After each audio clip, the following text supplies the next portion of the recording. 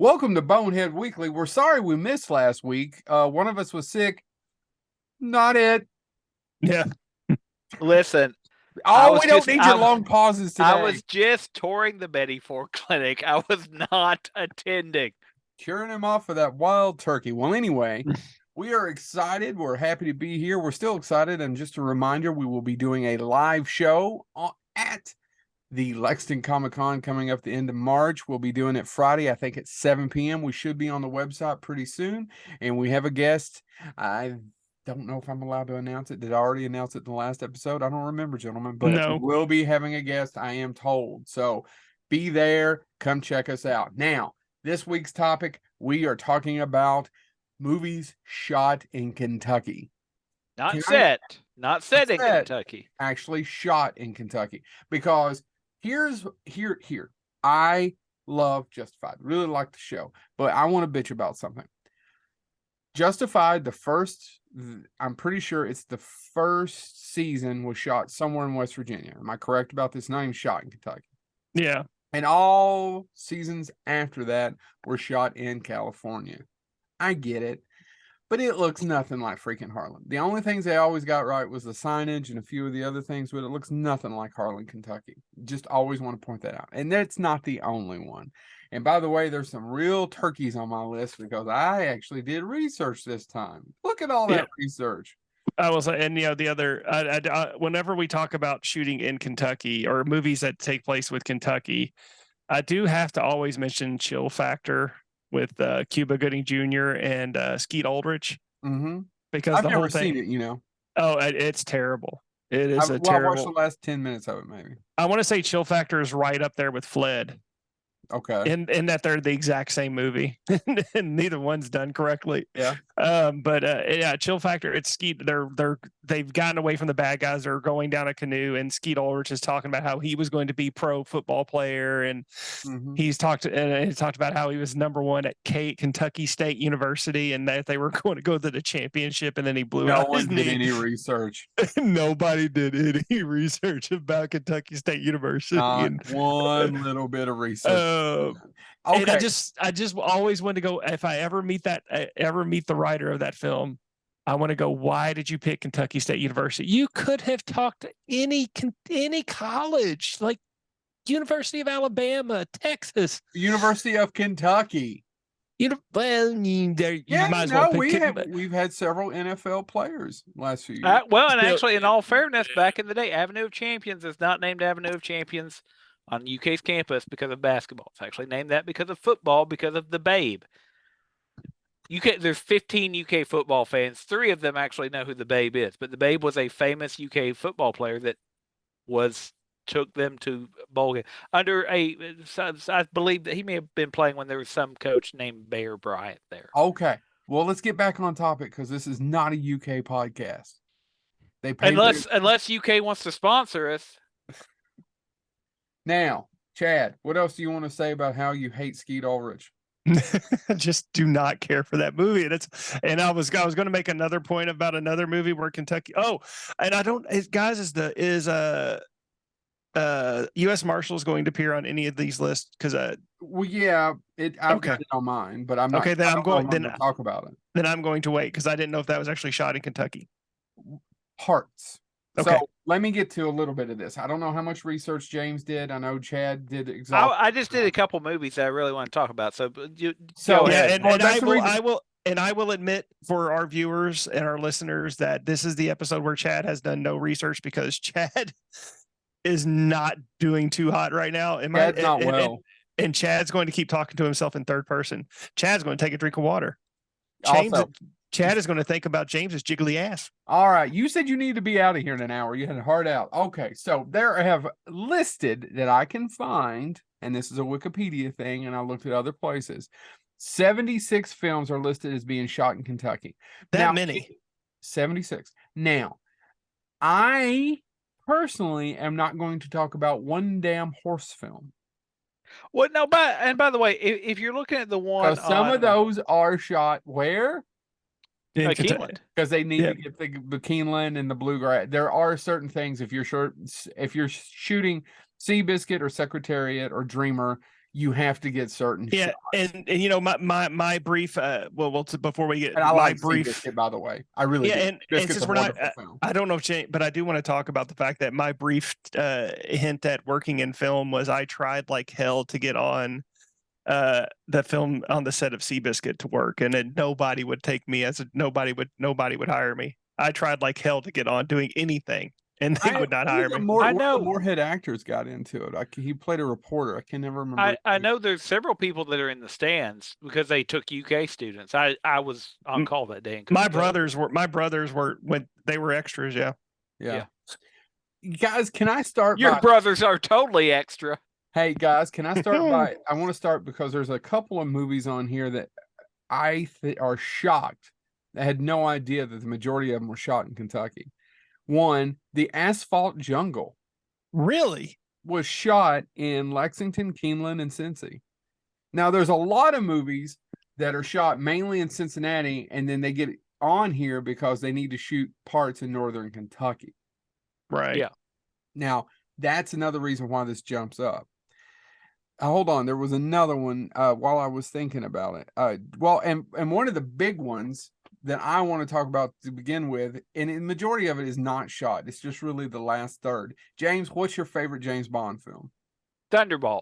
But he is wrong because it should be Goldfinger. No, Thunderball is number one. Goldfinger's in the top three, probably number two. That being said, I gotta agree. I gotta agree with James. Thunderball was I like Thunderball way more than I do Goldfinger.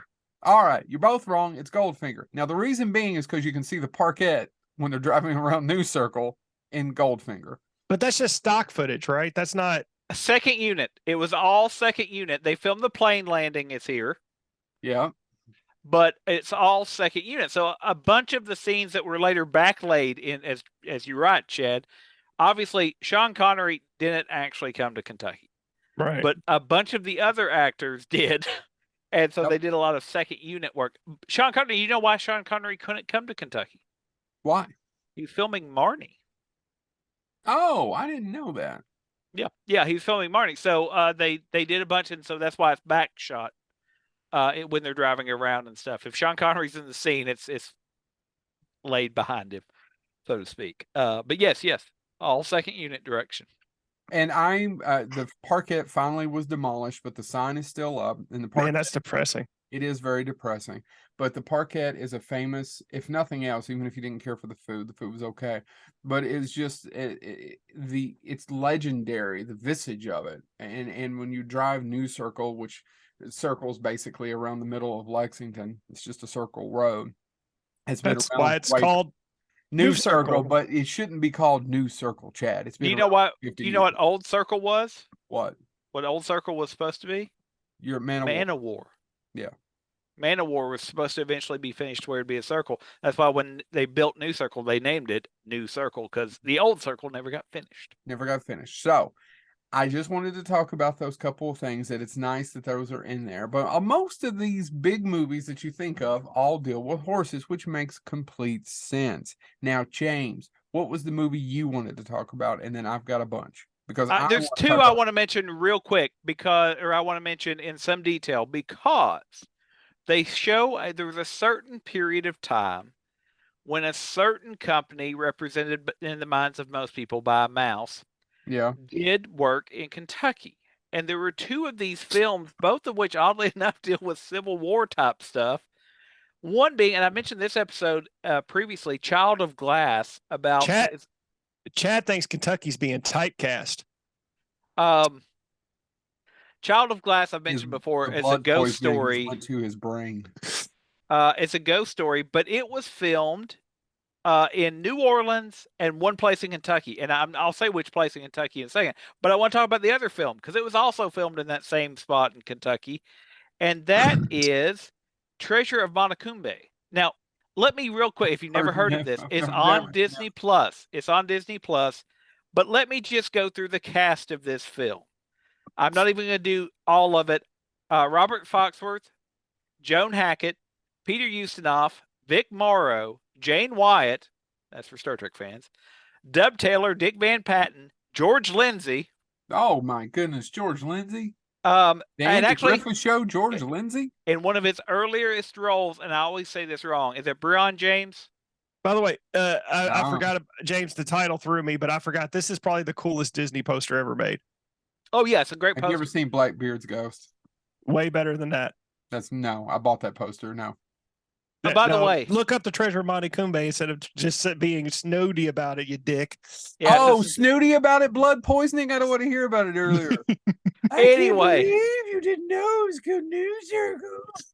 Anyway, so if you were going to, so both of these are ghost and adventure films about the treasure is basically almost like Goonies. It's set right after the Civil War. These kids end up actually at one scene fighting the Klan and shooting down somebody that's getting lynched. It's not the type of Disney movie we would see today, but it's an adventure film that was made, But if you were going to shoot a ghost Kumbe, if you're Matecumbe, I'm probably mispronouncing. If you were going to shoot an adventure film, the first thing comes up, by the way, Treasure of Monte Kumbe, racist. Yeah, I'm sure it's got a KKK scene. I'm sure. And I haven't seen this, but if you were going to make that movie and you were going to make a ghost movie as well, and you had to film somewhere in Kentucky, where would you film? Obviously, the answer is Danville. No. They filmed, so this film was shot. Okay, that is a really cool poster. Yep. Mm-hmm. It was shot in Danville, Kentucky was the primary, followed by Sacramento River in Colusa, California, and then filmed at Golden Oak Ranch, Disney's ranch. Right. But the other film, The Child of Glass, was shot in Danville and New Orleans. Okay. So please tell me both were shot at the greeting card factory that lives in Danville. I don't know, Chad. I need to see the film. Actually, there is some stuff where you can still see there's like an old factory that's used in one of them. It's no longer functioning, but the remnants are still there, I guess, or something. But anyway, I thought that was really interesting because I would have loved to have heard the logic to go to Danville and make a Disney movie. Yeah. And it's supposed to be the Florida Everglades if I'm reading well correctly. It starts, actually they do start in Kentucky. The movie starts, he's being raised by his two old aunts. Jane Watts plays one of them. And they get right. I guess the ants end up getting killed or something. But anyway, they tell him about a treasure map, and he goes and steals it. And he's got one of his friends is formerly enslaved, and it's got a lot of Huck Finn type vibes to it. I'm not gonna lie. Just reading the description, but I would love to hear the production. Was it cheaper to shoot there than other places, or did they need that nice rural? I mean, because you do need it to look like it's set right after the Civil War. And I'm not saying Danville's behind the time. Danvillians, do not attack me. No, it's actually a lovely downtown. Yes, lovely place. But that's what I'm wondering, if it was a place where you could still, with some good set dressing, so to speak, you could still make it look historic. Yeah. Because that's right. I mean, you can't go to downtown Lexington and make it look historic anymore. That ship sailed long ago. Yeah. Now you can go maybe outside of the city limits and recreate, or actually just go to Asbury. I mean, a small town, and you can still do it. Well, you have to get through all the praying. They're busy. They're right now. Yeah, they're booked. I'm hoping that works out well for me, though. I did a history of them, and I haven't been able to publish it yet, but I think there's interest now. Yeah. All right. So, but that's what I want. That's just I want to talk about two movies that made headlines because they were both shot in Eastern Kentucky. One was in the 80s and one was in the 90s, and I remember them both. Now, the first one I want to talk about is Next to Kin with Patrick Swayze. That movie, majority of it takes place in Chicago. Right. Okay. And some of the home scenes, the opening scenes were filmed in Perry County. And Hardburley is a coal camp, but I'm not exactly sure where that's at. But most of it is shot a little bit in Letcher County, but most of it's shot in Perry County, of the little bit that takes place in the actual movie. The closest we'll ever get to Liam Neeson. Yeah, probably. Liam Neeson plays his brother, which is totally believable. God bless him. Liam Neeson, I was thinking today about Liam Neeson. I was thinking that man's never delivered a bad performance, but this may be the closest one. He probably should not be doing a southeastern Kentucky accent, which is funny considering he's from Ireland, and that's pretty much where it all comes from. Anyways, now, do I need to tell the plot to this? Somebody kills oh shit, what's his name again? Patrick Swayze's brother. Who's also Liam Neeson's brother. Who has to go and he has to go beat him up and kill him. Right? Yeah. And they're all from Eastern Kentucky. That's it. And they're using their Eastern Kentucky know-how to defeat big city boys. Big city mafia boys. Yeah. Yeah. That's the plot. It made headlines. They had a huge premiere for it at Fugate's. I don't know. I wasn't there. Which Fugate Cinema, if anybody's listening to this from Eastern Kentucky, would be probably spent a lot of their childhood there. The building still stands. Unfortunately, the movie theater has gone the way. Man, I'd love to be able to wonder what happened to all their movie posters. Anyway, so big deal for us. The next one I want to talk about, I can talk about it in a little bit more detail. And we're going to talk about Fire Down Below. Gentlemen, have you ever seen Steven Seagal's Fire Down Below? Unfortunately, yes. It is a dreadful picture. Pretty much any Steven Seagal film with the exception of Under Siege. And The Glimmer Man. Let me do a deep cut to one of our previous episodes that even you all probably don't remember. You couldn't pay me enough Seagalians to make me watch a Steven Seagal movie. Have you seriously never seen a Steven Seagal film? I have. Watch Under Siege. Sure. Yeah. I was about to say, I'm sure I watched Under Siege with my father at some point. Under Siege is fun because it's directed by Andrew. I can never remember his last name. He directed The Fugitive. And it's because of everything other than Steven Seagal. I mean, Gary Busey is amazing in that movie. Tommy Lee Jones goes batshit nuts in that. He overacts Gary Busey. Yeah. Chad? Yeah. I mean, he gets a lot of credit, or not credit, but crap for overacting in Batman Forever. But man, he overacts himself way more in Under Siege. It's hilarious. He does, and it's effective. It's effective, and it works for the character, and it's hilarious. And Steven Seagal's got nothing going on, so it works well. Now, and it has a fantastic cast, and Erica Laniak, topless, coming out of the cake. I don't really know what else you need in the movie. I mean, it's got all the Seagalians you need. Now, Fire Down Below has none of that, except it does have a good cast. But not enough to save it. I mean, it has Gene Stanton. So I want to tell a few stories, if you don't mind, about this. I don't know if I've ever shared them before. So when Fire Down Below was being shot in Kentucky, in Hazard and Perry County and Knott County, right around the area. So I was in Hazard Community College. I waited a whole damn day, well, at least a half a day, to do a headshot and try to get in as an extra. Have I ever told you all this before? I have no idea. And you wore your suspenders with no shirt.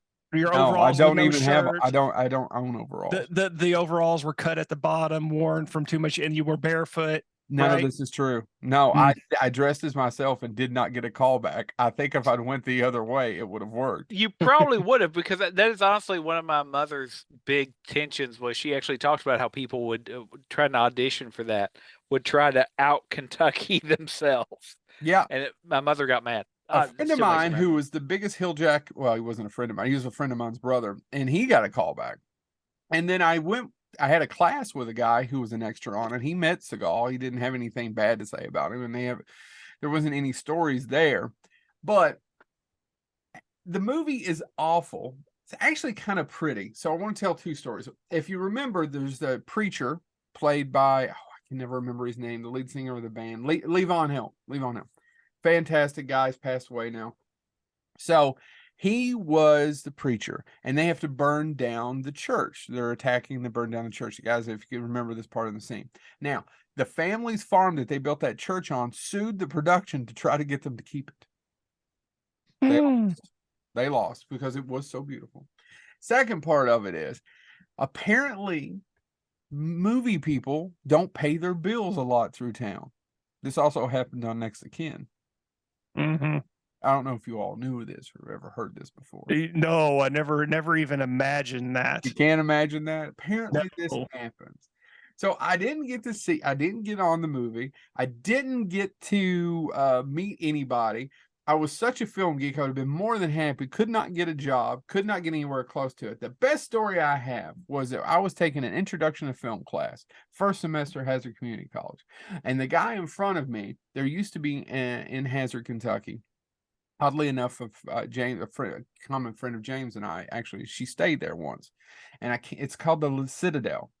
And it was on the top of the mountain, far away from Hazard, overlooking Hazard. And this really, I wouldn't say luxurious, but I would say a very nice hotel for Hazard, Kentucky was built there on top of a mountain. I mean, it was very steep to get to it.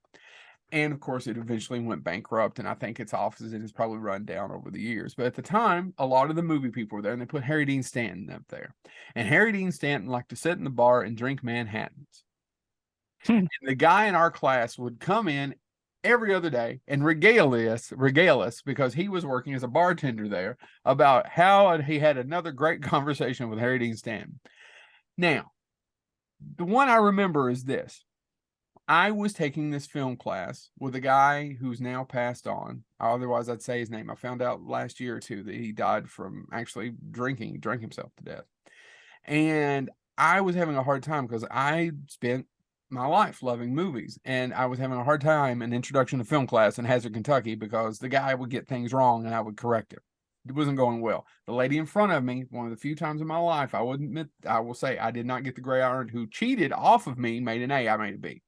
Now, that being said, he was trying to describe what he thought a Western was. We had to read this book, and we spent a lot of time on Westerns, and I do appreciate it now. The guy goes and tells Harry Dean Stanton all these things are happening in the class and about a Western. And he says bullshit, tells the professor he's wrong, comes in and tells all this story. And you should have seen Sucker O. That's not his real name. I just called him Sucker O's face when he was regaled with the story of how Harry Dean Stanton said this professor was full of shit and didn't know what he was talking about. Now, that's my Fire Down Below story. Not a good movie. Do not go out and seek this out. It's literally every Kentucky stereotype you could imagine put into one movie. One of the worst stereotypes I hate, and I'm going to kill it as best as I can. I know Mick listens to us, and I know there's a few other people who work in the industry that listen to us from time to time. This whole thing about poor coal miners not having any money and living in a shack is so full of shit.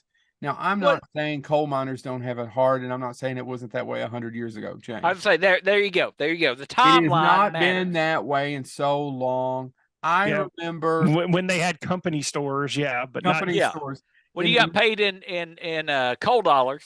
In the 90s and the 80s, I remember it was nothing for if you worked for a good company in the 90s in southeastern Kentucky to bring in $80,000 a year.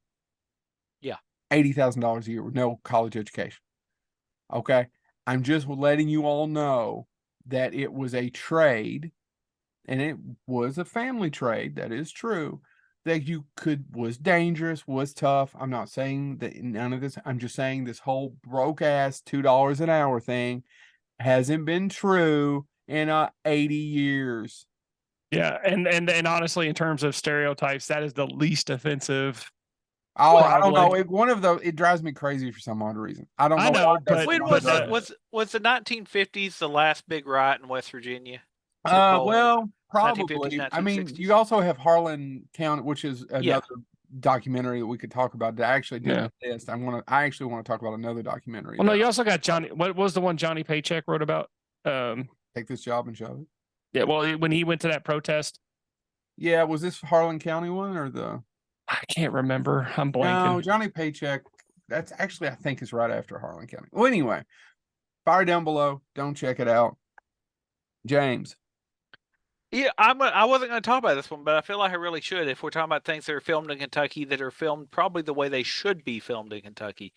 So I'll do the slogan for this movie, and then I'm going to talk about the book it's based on, because quite frankly, read the book. The movie's okay. The book's better. Is it Bobby? Yeah, In the Yeah, heartland of I a thought you were gonna nation, talk about it. in the mind of a young girl, in the memory of a soldier, in the soul of America, the healing begins. In Country, Bobby Ann Mason's book. And if you read the book, it's really well done because, and like Bobby Ann Mason needs me to say it's well done, but what really makes it work is that she's young. She's basically being raised by her older brother, who's a Vietnam vet, and he has all these issues. And basically, he copes with it by watching MASH. Now, the movie can't play that up as much. So Joe jumped in and while you were talking, and it cut out what the name of the movie was, so I didn't hear it. I don't know if to hear. What is the name of the movie? In Country. In Country. Okay, I'm sorry. Yeah, with Bruce Willis. Bruce Willis, Emily Lloyd, and the reason I wanted to bring it up, and I was like, I really do need to spend some time on In Country, is because In Country is not autobiographical, but Bobby Ann Mason wrote it just kind of as she observed the people, the Vietnam vets that she grew up around, and what that meant and all that stuff. So it's the story again of this younger girl, directed by Norman Jewison. It's not an overly well-known film, but Bruce Willis plays her older brother, who's a Vietnam vet. And the book is really beautiful. It really is a beautiful story about eventually it's about him going to see the wall and him coming to terms with everything. And that's why it's about healing and all of that stuff. That's what the poster does get right. But the reason I wanted to bring it up as a movie shot in Kentucky is that in what we would not see too often today, they really listened to Bobby Ann Mason. And it was filmed in the far western Jackson Purchase area of Kentucky, which is where Bobby Ann Mason grew up. And so Graves County, which the county seat is, I almost said Maysville. It's not. It's Mayfield. Mayfield, Kentucky, was a location for a lot of the scenes. And so this idea of using where the writer grew up makes this a really special film in some ways, because it was filmed heavily in Kentucky, obviously. And because they wanted to honor the author for doing that. By the way, it also stars Jim Beaver. And he was the only actual Vietnam vet that was in the film. I need to go back and watch it. I think I watched it as a kid and didn't care for it or didn't get it. Yeah, I don't. All the above. I think I saw it as a kid, but I don't remember anything about it. Yeah. But it's and I read the book in an Appalachian Lit class. Go Gurney Norman, go.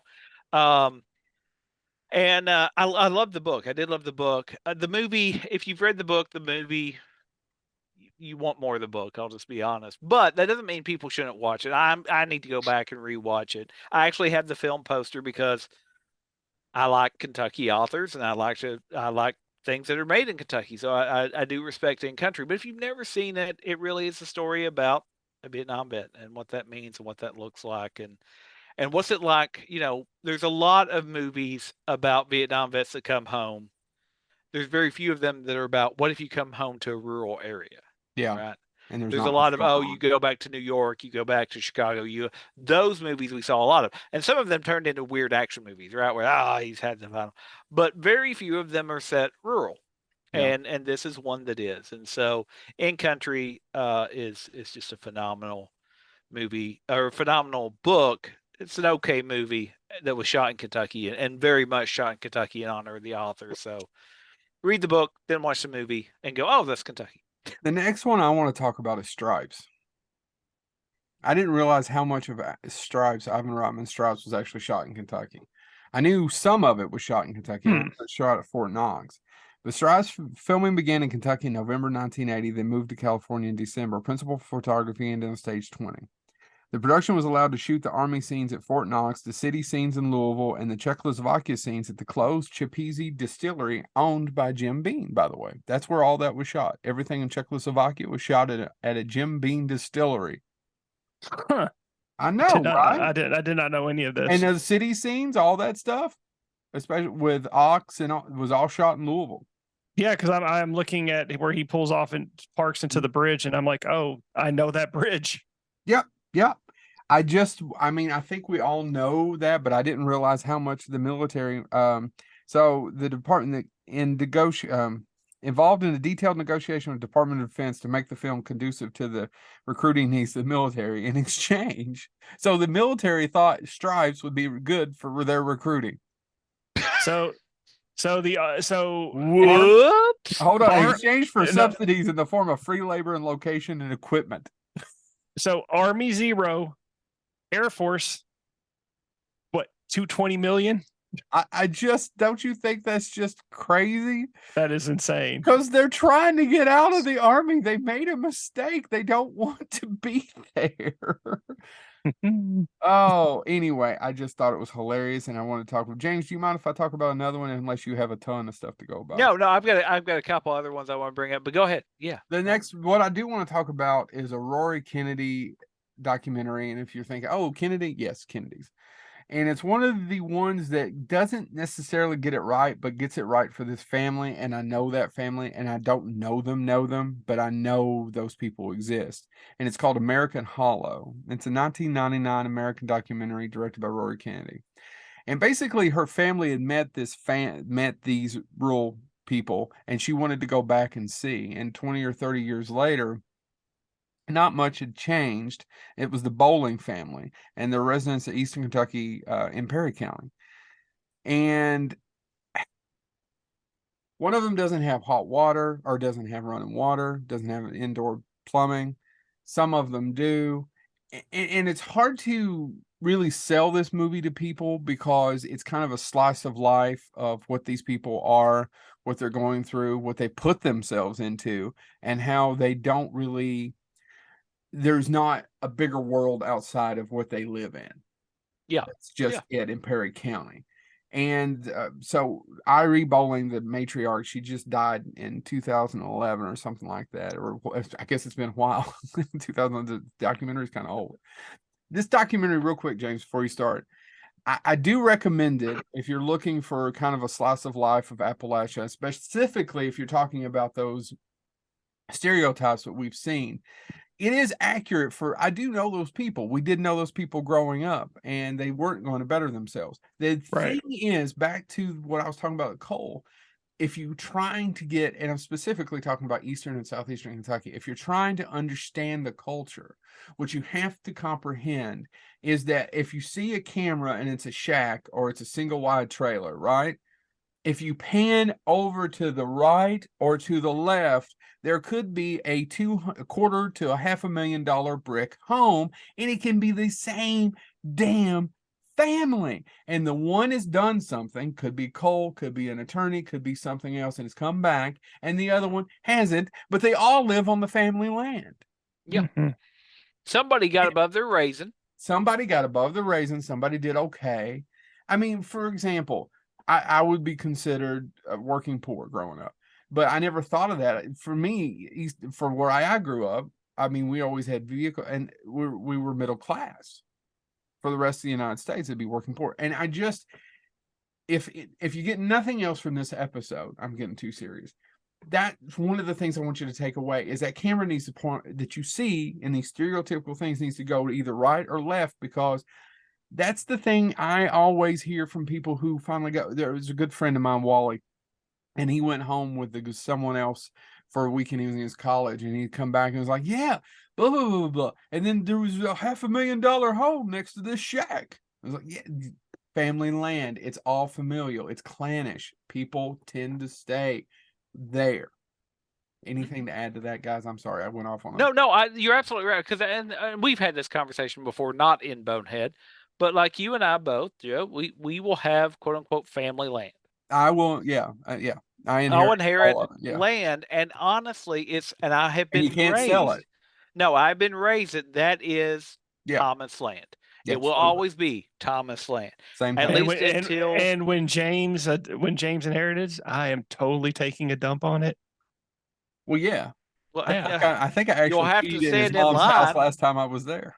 Yeah, you'll have to stand in line. I'll be no. That's how you claim it, Chad. You got to make sure you have. You got to go in and make a sandwich and take a shit on it. Don't ask. Yeah. It's in the bylaws. No, but honestly, it's one of those things that fry up some bologna, still is L8, and just go right in the middle of the yard and go, "This is mine now." But honestly, it's one of the things too that I don't think people understand. Like our family dead are buried. Not literally. I can walk from my mother's home and walk to my father's gravesite, my grandfather, and so absolutely that family, and it's really odd because because when the zombie apocalypse comes, it's going to be really awkward. Well, at least you know who's eating you. Yeah, isn't that important? Anyway, no, but I mean, like I hadn't thought about it till now, but sure. My aunt. I mean, is that a form of incest if you're getting ate by your uncle? No, I don't know how he's doing it. Why'd you start at the crotch, Herschel? But no, honestly though, it's one of those things that when my uncle sadly passed away, she moved back to the family farm. Yeah, I mean, it is kind of this weird retreat thing, but for some people, it also becomes, as Joe alluded to, that trap, right? Because if that's your safety net, and it wasn't my aunt's safety net. She retired and that's what she wanted to do. And I've even talked about it. Discussed it, and you and I both have discussed it. The only thing is I can't figure out is who in the hell I would talk to if I went home. Well, and that's the entire thing. I have no friends there. I think that's one of the things that my wife and I have talked about is that we can do that as long as we can still get out. Right? I mean, as long as we can still travel. Like having that place to go to is great. Moorhead is a much more urban than where I grew up. Well, no, but I never did fit in there on a good day. Anyway, I mean, no, that's the thing we all three have in common is we never fit in when we grew up where we grew up. No. And so, but I think that's part of the conversation is just generally, so understanding quote unquote Kentucky or understanding rural areas. It's not Kentucky. It's anywhere that's really rural that has family history, because it is one of those things about, the Thomas family farm, it's been in our family almost 180 years. And you're the son of a bitch to sell it. No, I won't be. Now, I can't guarantee what my kids will do with it. I grew up there. My kids aren't growing up there. Will they have a different response? I don't know. I'll be dead. Yep. I'll be dead. I'm going to make sure, of course, that I tell them that I've buried treasure there and they have to go look for it. What's your next movie? It's about ready to turn green. I was. Hold on. I actually lost my place. I'm sorry. Well, while you're thinking of it, I've got to talk about one. Even though we're not talking about the horses, I got to talk about one of the most famous ones ever shot in Kentucky is Coal Miner's Daughter. Well, yeah. I did with Tommy Lee Jones. With Tommy Lee Jones once again doing that batshit crazy acting. No, I'm joking. No, there's no better Tommy Lee Jones acting, and I will fight anybody that disagrees. Better than Blown Away. All right, no, that's not. They don't have such wonderful things in Dublin. However, there is a connection. I'm not going to go through all the stuff as far as Coal Miner's Daughter and where it's shot at. It's a wonderful movie, still holds up. It's fantastic, directed by Britt, of course. But it gave the lead singer of the band, Levon Helm, his first film role as Loretta Lynn's dad. And Levon Helm, huge fan of his, by the way, went on to star in Fire Down Below with Steven Seagal. He just kept shooting those movies in Kentucky. James? Okay, so I wanted to bring up... Was he born in... No, he was born in Arkansas. Yeah, and he lived out his end of his days in upstate New York. New York. Yeah. I'm going to look one up in a second for an honorable mention. But before I do the honorable mention... If you're a Levon Helm fan, before he died, they converted a barn on his farm in upstate New York, and he would do concerts there on Saturdays. Can you imagine? I would have loved that. Keep going, James. I wanted to talk about, because I'm hoping, I'm going to talk about one that's been done, but I'm going to use that to lead into one that I'm hoping will get Kentucky a little bit better. Orlando Bloom was in a film called Elizabethtown. I know. Now, here's the problem with Elizabethtown. Joe, how many people do you know that call Elizabethtown Elizabethtown? Nobody. What is it called, Joe? E-Town. E-Town. E-Town. Nobody calls it Elizabethtown. That was the biggest mistake of that movie. If they'd have called it E-Town, everybody wouldn't see Everybody in E-Town would have went to see it, and that would have been buku box office. Anyway. Well, the movie's really boring. And honestly, the story is good, but it's a story that's not particularly engaging. Like, there's not. Orlando Bloom is a perfectly fine actor, but I never identified with that character. And I never understood Susan Sarandon's performance or any of the things she does. And it's all about, we got to go back because his dad's died, and he's going back home to Kentucky to take care of the funeral and the family, and they're not overly close with it because he went on. And then the son, played by Orlando Bloom, just loses like Nike $1 billion because he goes does something screwy, right, with a product, with a new shoe, something, right? I've never seen it. Well, then what are you shitting on it for? It's boring. I never shit on it. I never said a damn thing. I saw you. But I really love the filmmaker. Oh, what's his face? Cameron Crowe. I love a lot of his. And he does put an L8 shirt on him at one point. He does put an L8 shirt on. Oh my God, he's in LA. That shit pisses me off. Oh, but in all fairness, it's accurate. It's an accurate way to say, okay, well, maybe this actually was shot in Kentucky. But the reason I want to bring that up is, don't worry. Orlando Bloom is getting one more chance to do Kentucky right. I don't know if you all have heard about this yet, but the film Red Right Hand is an action thriller film that will be coming out soon. It was shot in 2022. Yeah. And it stars Orlando Bloom and Andie MacDowell. Apparently Katy Perry spent a lot of time here with him. And it was shot in Campbellsburg, Shepherdsville, and Newcastle, Kentucky. Yeah. Only places that it was shot. Should be a good time. What could possibly go wrong? And for another, I'll be honest. Go ahead. What now? I said, I was about to say, and for another one, Ethan Hawke is shooting his movie right now in Frankfurt. Because people go into bars and places, and people keep going, hey, it's Ethan Hawke. Let's take a picture.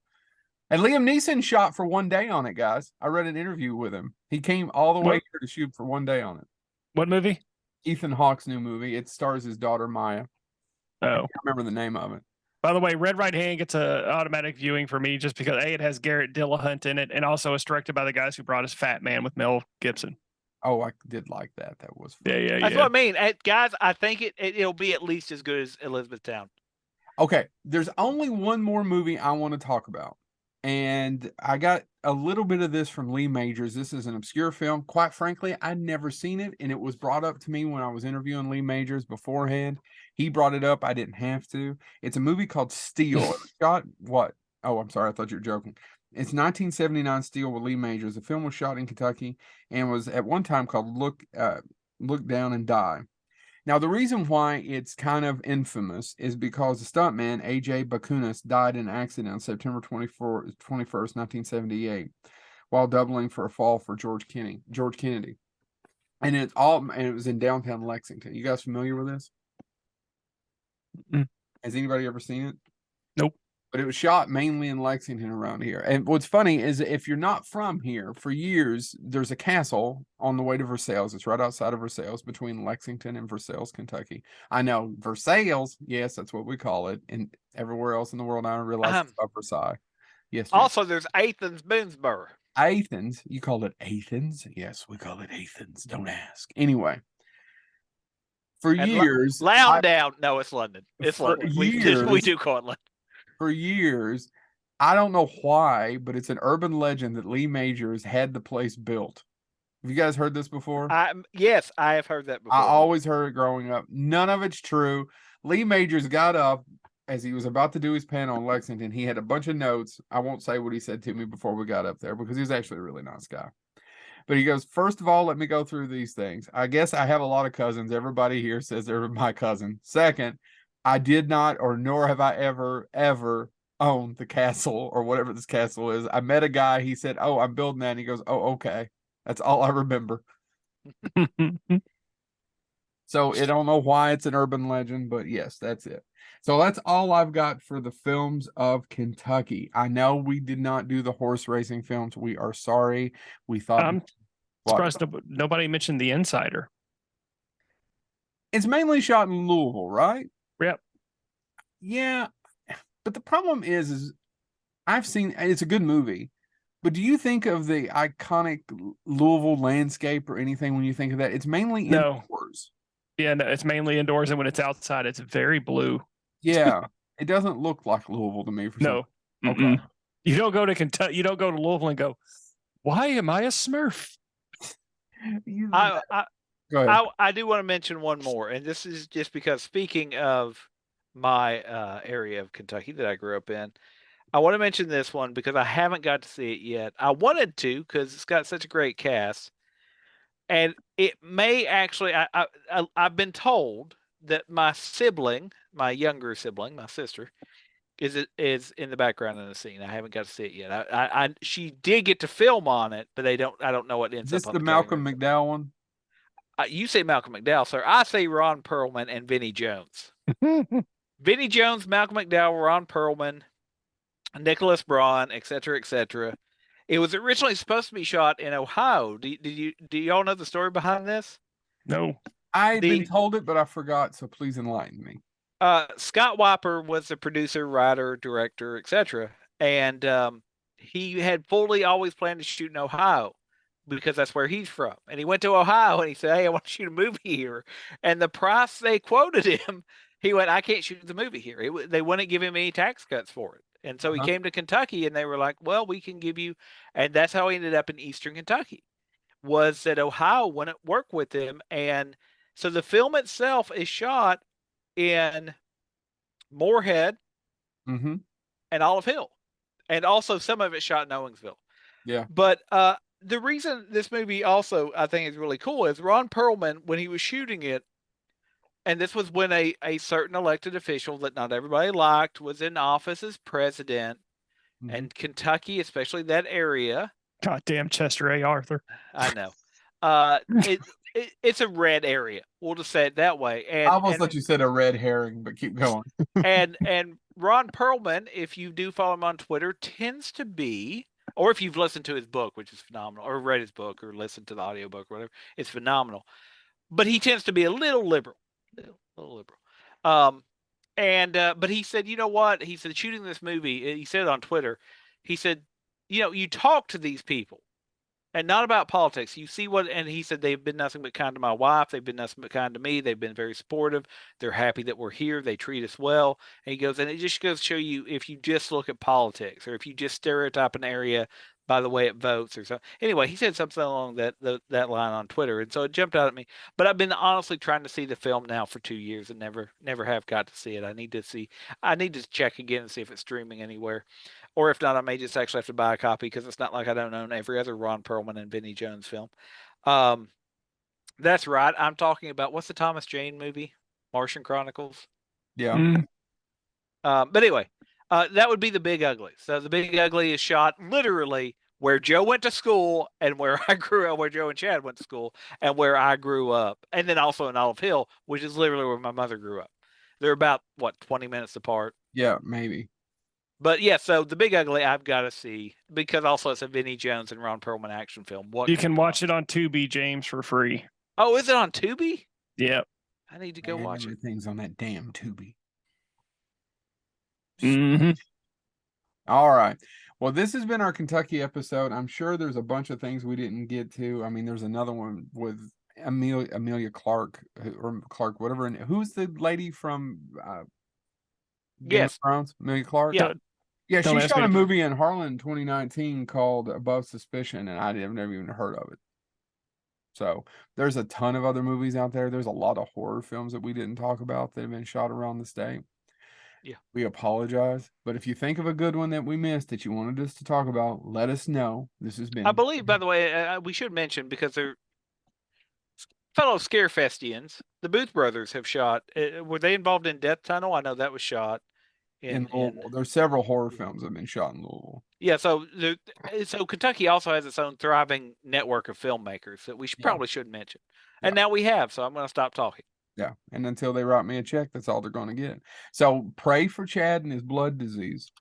Thank you. Send him all your good thoughts. And money. And money. We'll be setting up a Kickstarter. Now it's not going to him. It's going to go to me and Joe. as we drink away our concerns about Chad. But you don't want us stressed about Chad, do you? I don't want to be stressed about Chad. Chad doesn't want to be stressed about Chad.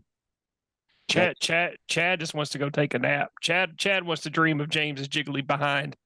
For your love gift of how much is a good fifth of bourbon, Joe?